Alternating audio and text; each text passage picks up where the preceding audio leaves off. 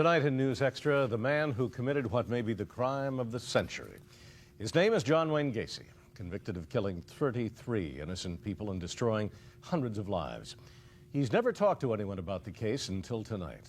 His murder spree was first discovered on a cold December day when the first of his victims were found in the crawl space beneath his home. They were taken out one by one as the world watched. For 13 years, Gacy refused to talk. But tonight, he's breaking that silence, walking out from death row in Menard State Prison to speak one-on-one with Channel 2's Walter Jacobson. Walter is here now to tell us what Gacy had to say in an exclusive interview. Walter. Quite a bit. Bill, I spent 2.5 hours with John Gacy listening to a whole new story about his case. He was rambling and often inconsistent, but always very cagey. 13 years ago, he told the police how he murdered his victims. Now he's telling me he never did.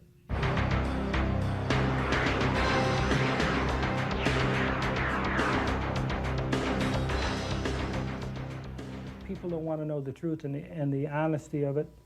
If they want to be convinced or brainwashed into what they believe, then fine, then go ahead and kill me.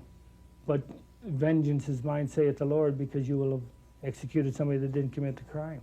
Those are the words of John Wayne Gacy, pleading innocence from death row at Menard State Penitentiary 13 years after being convicted of his crimes. The most notorious serial killer of our time.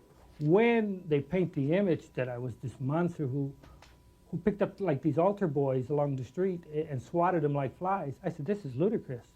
But the jury didn't find it ludicrous. After barely 2 hours deliberation, its verdict was murder by Gacy, 33 times. 29 bodies buried in that house of his on Summerdale, a crime of horrendous proportions.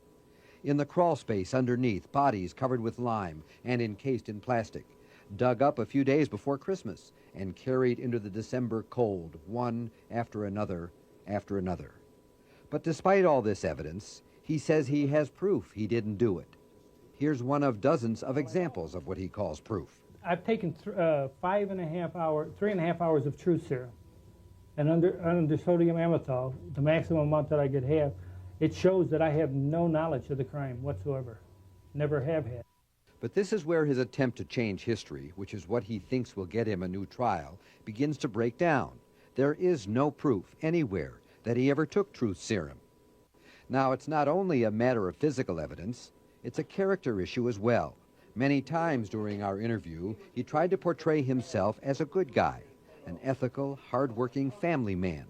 Here's how he describes himself as a father. Loving and caring. I've always looked after my children, even now. What kind of values do you remember imparting to them? The kind of values? Were you strict with them too? No, not as strict as, no. A lot of things that my dad did, I refused to do, because I don't believe in hitting children. I don't believe in spoiling a child either. My values are such that if you give enough love to the children. You're accused of murdering 33 kids, and you say you didn't believe in hitting. I mean. Well, anybody that knows, you see, first of all, you're basing this garbage on what you've heard of me. And what the jury said, and what the courts of appeal have said. And the prosecutor who put him in jail says Gacy is a ruthless and sadistic killing machine. He's responsible. He knew exactly what he was doing. He planned it in advance, and he carried it out, and he enjoyed it. And he admitted it. In fact, boasted of it to the police. But now, 14 years later, he's denying it and talking to me about it. What does Prosecutor Kunkel think of that?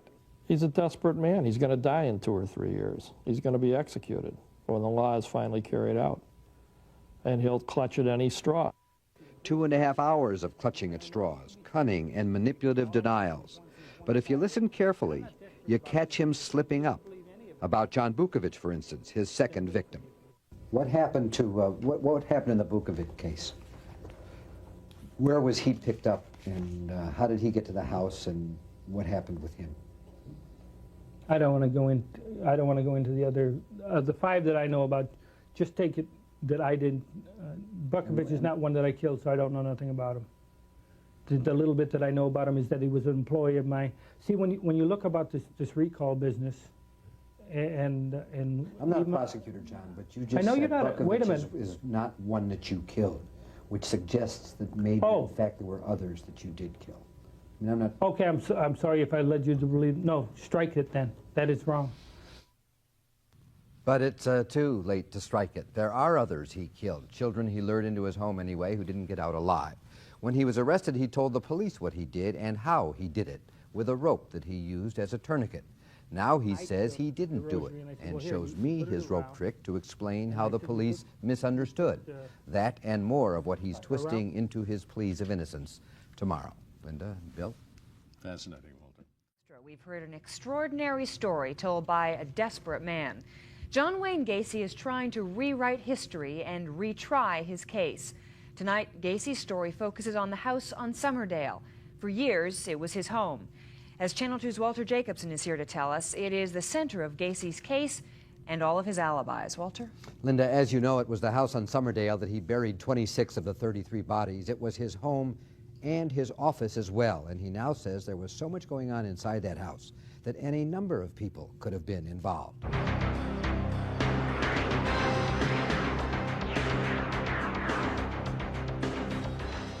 See, there's a misconception of what the house on Summerdale is. It's not a house where you work 9 to 5 and come home, and it's like a house where you live in. The living room was the private office section. One of the bedrooms was a terrarium. The kitchen was more like a fast food kitchen. He's painting a picture of a busy place, but conveniently omitting the crawl space, which he divided into plots like a cemetery, numbers 1 through 26, 6 feet by about 3 feet, and 1.5 feet deep.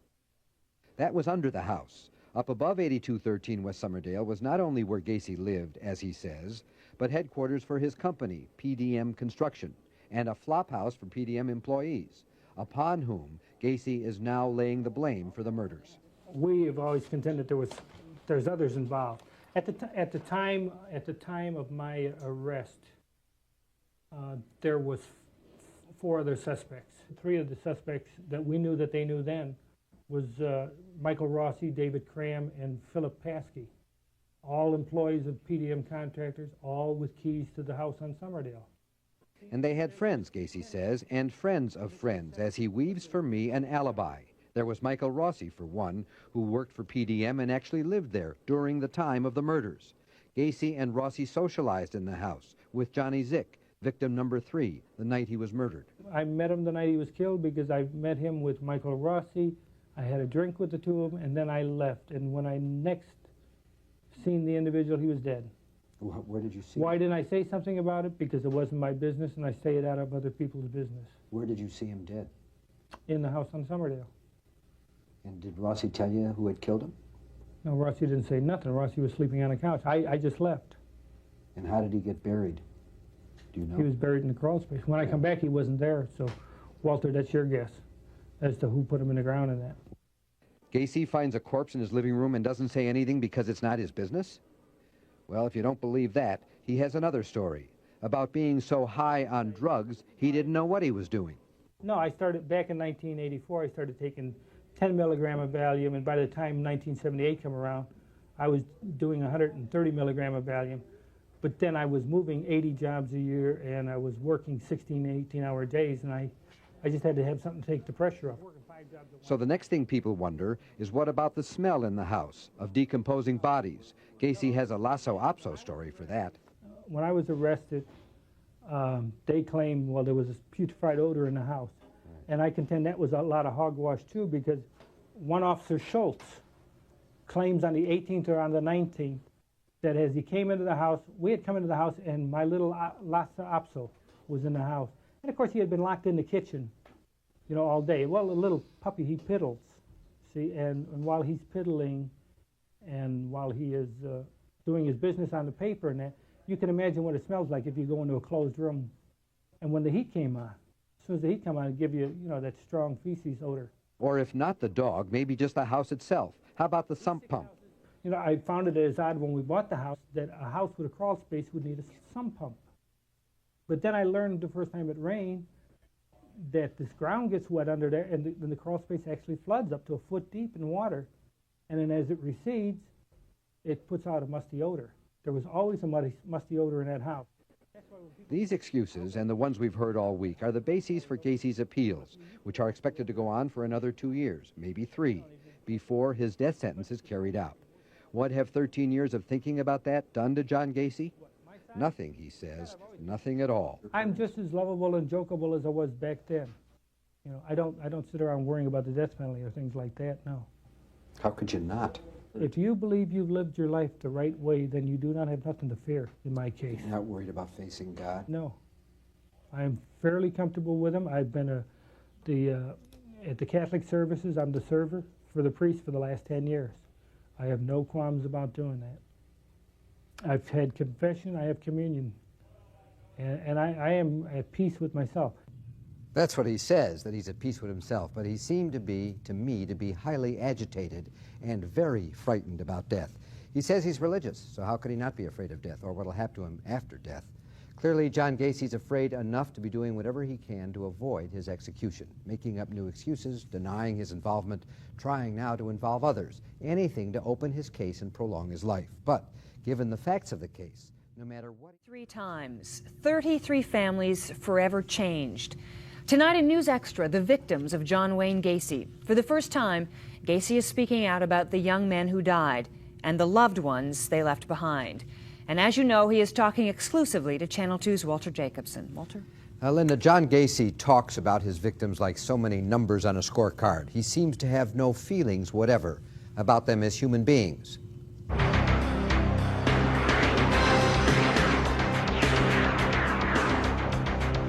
But look at them, and you see 33 children who lived and loved and were loved. John Bukovich was 18. Michael Bonin was 17. Randall Reffett, 15. Why them? There's no logical explanation for why them, any of them. Several were runaways from broken homes 14 years ago when John Gacy was preying on families that split apart. Today, in his arrogance, he lectures them. And nowadays, do you realize by 1993 that 50% of the American families will be single-parented? And that shows a breakdown in the church and not being able to hold families together. And for this reason, children run away from home and seek love in other places. And wind up in trouble. That's Gacy's view of things. Kids get in trouble because nobody cares about them.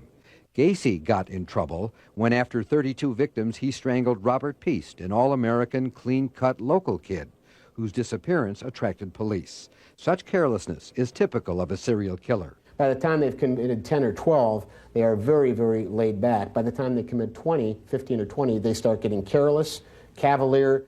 If it sounds familiar, it's because you've heard the experts say it about Jeffrey Dahmer. Gacy dislikes the comparison. What do I think of Jeffrey Dahmer? I don't know the man personally, but I'll tell you this. That's a good example as to why insanity doesn't belong in the courtroom. Because if Jeffrey Dahmer doesn't meet the requirements for insanity, then I'd hate like hell to run into the guy that does. Do you feel Beyond that, I have no comment on Jeffrey Dahmer because I'm not Jeffrey Dahmer. And I would not, whether it's Berkowitz, whether it's Bundy, whether it's Williams, Wayne Williams down in Atlanta, or any of the others, or Charlie Manson. See, I don't comment about other cases for the simple fact is that I wasn't there. Do you feel somewhat of a kinship with some of these people? No, God, I hate that when they put me in the same club with them. That's precisely the club that John Gacy belongs in.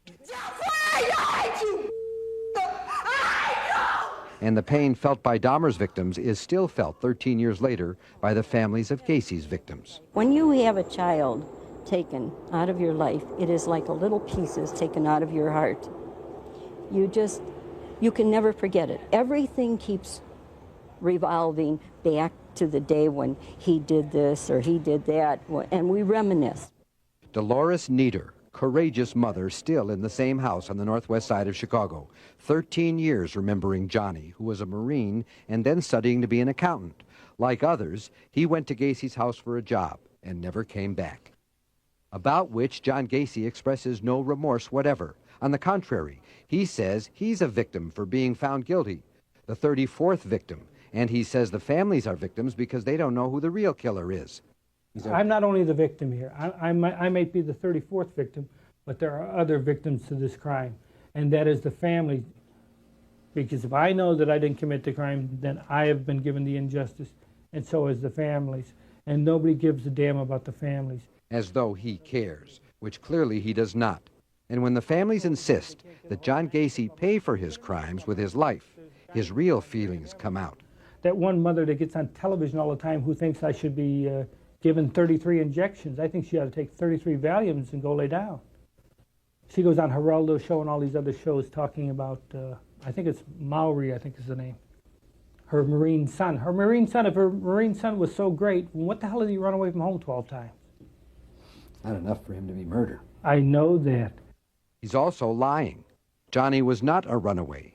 And as to Gacy's snide remark about the Valium, Well, Walter, it's hard for me to comprehend that Gacy has the right to say something like that about me because of the fact of what he did. What right has he to... Say anything about you at all? Right. John Gacy now faces death by lethal injection. Tomorrow night we'll hear what he has to say about that. In fact, Gacy's now talking about many things. He says, for example, that there were accomplices in his murders. Had this case properly been investigated, I think you would have had, there should have been 4 indictments. A minimum of 4 indictments. And I say that sincerely. Deliberated for just 2 hours before finding John Wayne Gacy guilty of murdering 33 young men and boys. The evidence seemed clear. Gacy went to death row. But tonight in News Extra, a Channel 2 exclusive, John Gacy speaks out, claiming that he is a victim of circumstance. And he sets out to try to prove it to Channel 2's Walter Jacobson. Walter? Linda, Gacy is, as you noted, I think quite accurately a minute ago, a man who was found guilty of all those murders and of being plenty sane enough to have committed them very quickly. The jury acted in fewer than 2 hours. There were half a dozen pieces of evidence that were just overwhelming. But Gacy now says that he refutes that evidence. And all he's owning up to is having some knowledge of just 5 of the murders and direct knowledge of even fewer than that.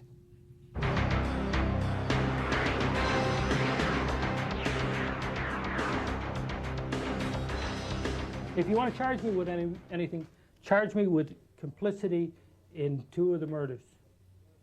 Just 2? That's all I know about. That's his story, that he didn't kill anyone. Just an accomplice, he says, and that he helped dispose of 2. One of them, Robert Peast, who was 15 years old when he went to the house on Summerdale. Gacy owned a construction company and invited young Peast to apply for a job. Robert Peast was killed by another individual in my home. How did he get to your home? He was transported to the house by another. How did the other, whoever he was, kill Robert Peast? I believe he was strangled. You were there, right? Not during the crime, but I was there afterwards and I watched the removal of the body. And what happened to the body afterwards? Was one that was... It was that taken body to the was river. put into the river? It was taken to the river and dumped in the river. Did you help do that? Yes, I'm in complicity with that. I've always contended. Don't look at me as an innocent babe of the woods. Not for a second would I look at John Gacy as a babe in the woods. He may be admitting now only to being an accomplice. But 13 years ago, when he was arrested, he confessed to almost everything. You have all the bodies, Gacy said, and there was even a killer map showing where 27 youths were buried. And in fact, he led police to his garage and sprayed orange paint on the concrete to mark the spot precisely where a body was found. No. Now, he says, he was simply marking a spot where some new concrete had been poured. In regards to going out into the garage, yes, I know I went to the house, and yes, I know I walked in the garage, and they asked me where the last section of concrete was poured. Okay. I said, there's the last section where the last section of concrete was poured. Okay. They are the ones that took the orange can of paint and said, here, put a mark there. So I put an X there. So the paint was not to identify the place of burial? No, it never was. They asked me where But according to authorities who were with Gacy that morning, he made more than just an X on the floor. He sprayed a stick figure with the orange spray can in the garage. Not just a mark, a stick figure showing the orientation of the body. Right underneath that stick figure, exactly where he drew it, pointed in the direction he drew it, was the body of John Butkovich. Yep. And then there's the Gacy confession about how he killed his victims. Strangled them with his now infamous rope trick that police say he demonstrated to them with a rosary bead. He says he was simply discussing knots in general. Catch his sense of humor. Shoelacing, huh? You're in trouble now. Yeah, right. Aren't you afraid sitting that close to me? What the hell? Oh, this is too long. You don't need it this long. Okay. I had a rosary, which I carried in my pocket. I've always carried a rosary. It was my communion rosary. They said, well, what kind of a knot do you use? I said, what do you mean knot? When I tie things up? I says, depending on what I'm using it for, I said, the only thing I ever learned from Boy Scouts is a tourniquet knot. He said, well, show us what that is. So I took, at that time, and again, it's together, but in order to demonstrate it here, I took the rosary and I said, well, here, you put it around. This is hard trying to do this. Why don't you put your hand out? Okay, here. What I told him, I said, here, all you do is you wrap it around, you put one knot in it. And I said, then you put a second knot in it. Okay? I said, then you take a stick and stick it in here, and you just turn this. And I says, it causes a tourniquet. I said, that's the only knot I ever learned. Precisely the kind of knot found on the ropes wrapped around the necks of the victims found under the house on Summerdale. And there was other compelling evidence, including wallets and rings of the victims found in Gacy's home, that leave no doubt whatever he was the killer.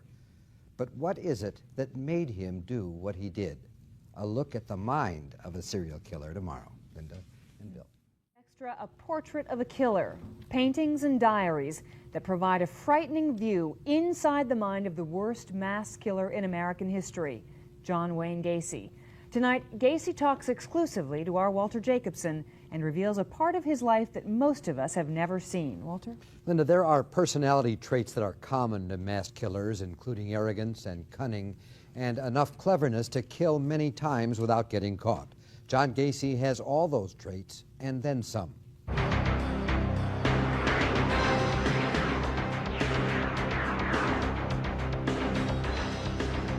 He was a Kentucky colonel, and a husband and a father of 5 children, and an actor dressed as a clown. John Gacy loves clowns. To me, clowning it was a way of relaxation for me. You regressed into childhood, you were able to relax, and you could be goofy if you wanted to, and still you had the facade of your face being covered. The clown suit hid his face and his evil crimes as well. Even today, on death row, he's painting portraits of himself as a clown. The 33 Flavors clown, and the convicted killer of 33 can't help but chuckle at the irony. I used to do clowning, and I don't know if you want to mention the name, for an ice cream company in Chicago who had 33 flavors. I used to, I'm serious, Bressler Ice Cream Company. I was their contractor and I was also their clown. And Pogo the Clown was the clowning that I did for charity hospital work for the Democratic Party and that. And Pogo the Clown is originally. Pogo comes from being Polish and on the go all the time, so it's Pogo. On the go for Democrats as Norwood Park committeeman. A visit with Rosalind Carter, the First Lady during the Carter administration. Gacy right here is hiding the fact that there are bodies buried under his house. He's the great deceiver. I always felt that service community and community service to others, you know, in my religious background, I felt if you serve other people, it'll come back to serve you. You know, I've always believed that way with generosity. So if he looks for good and he's generous, why'd he kill 33 people? Nobody knows, but the psychiatrists talk about how obsessive and meticulous he is, enough to kill repeatedly and to stack his victims in a careful and ordered manner, like cordwood under his house.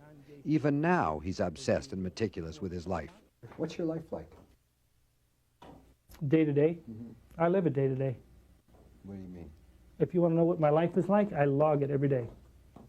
For the last 12 years, all you got to do is ask. I can tell you everything. I can tell you it's the first meal they served me here because I do it daily. What do you do all day? Every phone call, everything that I do, every time an officer's around me is logged. Every movement that I make is in the book here. And he and his lawyers have a log on his victims, too.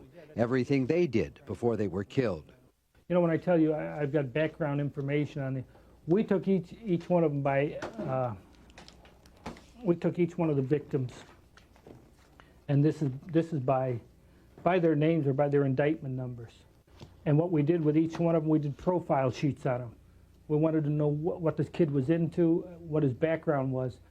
Chicago psychiatrist Daniel Johanna of Northwestern University spent a few hours this week screening the interview. He's very attentive to all details, and so he's sort of, that's the way that he operates. And that's how people like him are able to cover up do these crimes and cover them up, because they are well planned and organized. One thing John Wayne Gacy could not plan was the way he got that way. My dad was domineering in the fact he had a different set of values, but also very stern individual. My dad drank a lot. When he drank a lot, yeah, he was abusive to my mother and to me, but I never swung at my dad because I loved him for what he stood for. Maybe that's where it began to go wrong for John Gacy. He doesn't know, nor does he seem to care. He loses himself in his paintings. Why the skeleton? This was done by request. Somebody requested a skull clown, and mostly the punk rockers and the undergrounders like that stuff there. This is Christ as I see him in myself. And it's monolithic because Christ, to me, is monolithic. He's all things to all people. This here is the Hi-Ho series, and that is self-explanatory. It's the Seven Dwarfs, and they've always stuck to me as a great child painting. And so I've done a series of Hi-Ho series paintings. And this is the 1990 one. This is called Hi-Ho Around the Campfire. It's an original work. Walt Disney is a mentor for me because I've always enjoyed his creativity. And the Seven Dwarfs, if you actually look at all the faces, they represent the 7 different moods that most people can get into. Moods are important to John Gacy. He has so many of them himself, angry ones mostly toward his father and his victims, and especially, it seems, toward the victims' families, who are constantly reminding him of his crimes. That one mother that gets on television all the time who thinks I should be given 33 injections, I think she ought to take 33 Valiums and go lay down. She goes on Geraldo Show and all these other shows talking about, I think it's Maori, I think is the name. Her Marine son. Her Marine son, if her Marine son was so great, what the hell did he run away from home 12 times? As callous and as cunning as he is, John Wayne Gacy talks about his victims tomorrow at 10.